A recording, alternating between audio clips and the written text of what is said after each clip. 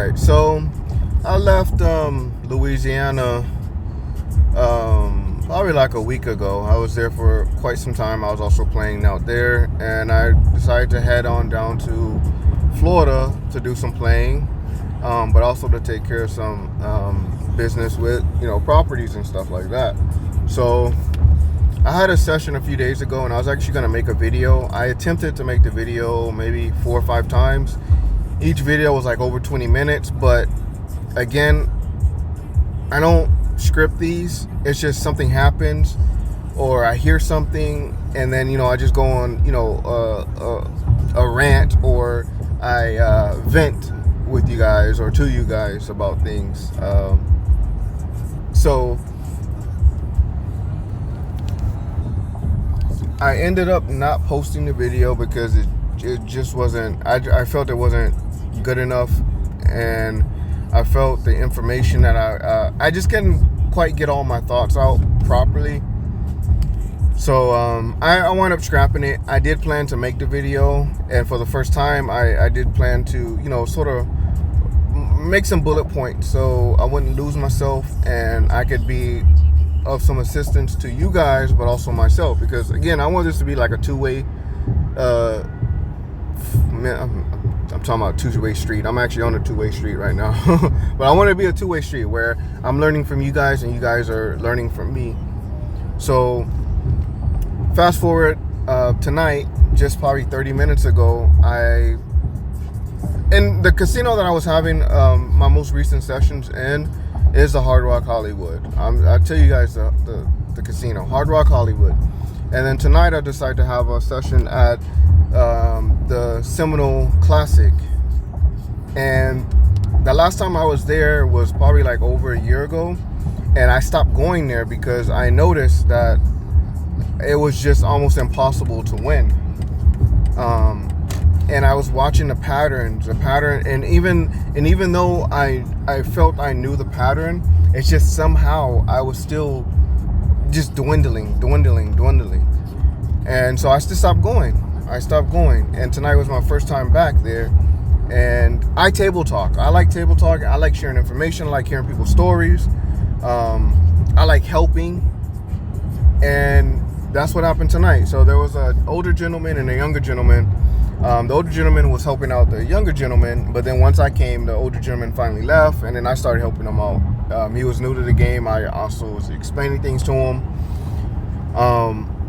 But then the older gentleman came back, and there was another guy that came to the table, and he played like a few hands, and he was like, "Damn, man, it's impossible to win." And it was funny when he said it, because at that time the house just kept rolling over a 20 or rolling over 21, or if they didn't have the 21, they would be getting 4-card 21s, 4-card 20s, even a 5-card, which is crazy. And again, that is going to happen. The house does have the edge, but for it to continuously happen in the same patterns and manner, no, it's by design. It's not right? So the guy further said, I already done in his words, I already done called the people on him. And so once he said that, he said, yeah, man, I called the gaming commission about 6 months ago, because there's just no winning here, and it just didn't and he didn't seem delusional, like one of those people that think they're supposed to win every hand, or can't believe that they can win lose a whole bunch of hands in a row. He didn't seem like that, and I was trying to, I didn't want to I couldn't just ask him straight up, so I wind up just talking to him, asking him certain questions, and that's how I came across. He actually seems like he's not a delusional person. So as he was saying that, I decided to ask him some questions. I'm going to share the questions that I asked him, and I want you guys to pay attention to these questions and ask yourself these, because again, I play across the U.S., and not just playing across the U.S. I want to say around the world, but I haven't. I've only played in a few other places outside of the U.S., so I can't quite say around the world. But talking to people, I'm going to give you some of my line of questioning. So what I actually asked him in this session is I asked him, do you use your player's card? He said, yes, he uses player's card. I was like, okay, cool. Do you play the side bets? Of course, I already knew the answer because I'm playing with him, and I see that he's playing 2 of the side bets. One of the side bet, you can only play $5. The other one, you can play as just about as much as you want. I think up to 500 on that particular table, up to 500 or 1,000. And so yes, he does play it, and he plays it a lot. And he doesn't play a great sum, but he plays enough to make a dent if he was to hit something, right? So I further then asked him, have you noticed when you're actually playing your side bets that you're not hitting them, but the people that are not playing the side bets or playing the minimum of like $5 every now and then, that they're the ones that's constantly hitting the side bets? And it's like he came to a realization, because he was like, yeah, and he said it like real loud with a high pitch, and then but he did think for like a quick 5 seconds or so, and he was like, yeah, and he started nodding his head. I was like, okay, cool. Have you noticed when you do play the side bet and when you do actually win the side bet, somehow you still lose the hand, even though you have a 20, a 19, you have a good hand that should win? And he started nodding his head. He got quiet and he just started nodding his head. And the older gentleman is just sitting there listening, still trying to teach the other guy, but he's still listening. And he jumps in. He was like, yeah, man, I be playing the side bets, and I see people just hitting them all the time, left and right. But me, I can hardly hit them. I'll probably hit one an hour. That's basically what he said. And I asked him, do you use your player's card? He said, yeah. And then I further broke it down. I explained to them that when you're using these player's cards, they're not just to track, to give you comps. They're actually working against you. What they're doing is tracking player habits, betting amounts, and they're creating a profile. So all of those people that love playing the side bets, like myself, and play them heavily, they know that. And you are going to hit them less. I also even asked the guy, have you ever been sitting in a seat that was just cold, but there's a person that was sitting in a hot seat just constantly getting the side bets but not playing them, but once they leave and you sit over there, all of a sudden you can't hit nothing, especially when a new shoot comes out? I also asked him, what happens when you actually hit a side bet and you have a good little bit amount of money on there? What happens? The dealer calls the floor over and says 500 out, 1,000 out, whatever, $100 out. And what does the floor then do? A lot of times they go right to that machine and start typing stuff in. And it all starts to make sense to these people. And even before tonight, just speaking to people, just listening to their stories, they're all basically the same. Our stories are the same. And that's basically that's not, the math isn't mathing. It can't be that way. It really can't. Unless it's done by design. And he's not the only guy that told me that they've recently reached out to some type of gaming commission.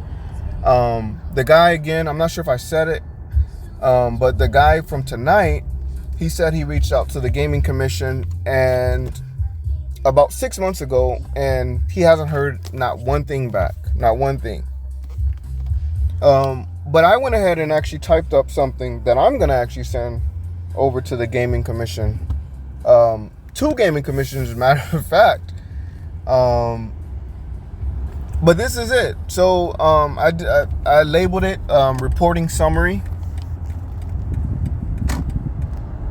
But actually, before I go further, what I was gonna also say is, I know I talked about this in the past, and I said, I explain every now and then I don't like to use my player's card because I know what's happening. And I usually do that within my bigger sessions, not so much as my smaller or mid sessions, but my much bigger sessions. But my whole thing about this is stop using the player's card.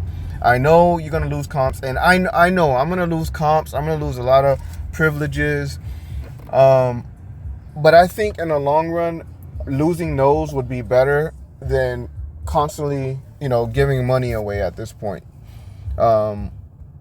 Because, at the end of the day, what are you walking away with? Some weak-ass comps. I know in most cases, most people look at my comps and be like, oh my goodness, that's what you get? Wow. On free bet, sometimes I get like $700 on free bet. There was a time I used to get like two or three free bet slips with like $400. But most people drool over the things that I get, but it's like, how much money am I spending? How much money am I losing? How much money am I winning to actually get that? And now I'm reaching a point of like, I'll be honest, like, well, I don't want to say that because again, how could you guys really tell? But usually I am a winning player. But recently, and what I mean by recently, within the last 3 months, I found myself, that not really being the case. Now, I did have some good sessions where I did walk away with some money, but again, I'm not, for the last 3 months, I'm actually down somewhere around, well, okay, no, let me take that back. So, in the last 3 months, in the state of Florida, I'm actually probably down around 27,000, versus all of the other states put together. I'm up. It's not a great amount, but I'm up. I think it was like 18 or 17,000. I gotta go back and look, but it's like 18 or 17,000. So even though I'm offsetting the Florida losses, I still don't want to be at a loss. That's not what I'm in it for. But I'm gonna go on. And I'm sorry, it is raining and I am driving. I know I shouldn't be doing this. But I'm not touching my phone. It's actually propped up, and it's sort of like heads up display in a sense. But I'm gonna go ahead and go over there. So within this email that I typed up, you see there's a little reporting summary that I put there. Now I do go ahead and I detail the allegations, and it's not really and the way I typed it, I don't want to just sit there and just point fingers, because then they're gonna read it and they're like, oh, this guy is just mad because he lost. So I'm just gonna make it more of a allegations. I'm gonna use that term. So player tracking for advantage. This is exactly what I was just talking about. Those players' cards are not in order for you guys to get comps, but actually to track the playing and use it against you. Again, going back to that great example, for those that play those side bets, how are those looking versus the ones that do not play the side bets? All a part of it. Tampering with game odds. A lot of people don't understand that these shuffle machines, they have two things. One is an Ethernet port, and another is a SSD slot. Or, I'm sorry, like a thumb drive slot. So, those can be tampered with at any given point in time. When someone, I'm not sure if you've ever sat at a table and someone has hit like a big jackpot, and for a card game, they don't just go back and review camera footage. They actually, if it's a card game like Blackjack or Ultimate Texas Hold'em, they can actually go back and look and see what cards were dealt to who from the machine. That's why they do all that verification and looking. They can see that. And again, if they can see that, of course they're going to use it to their advantage, because the casinos are there to make money, not lose money or give money away.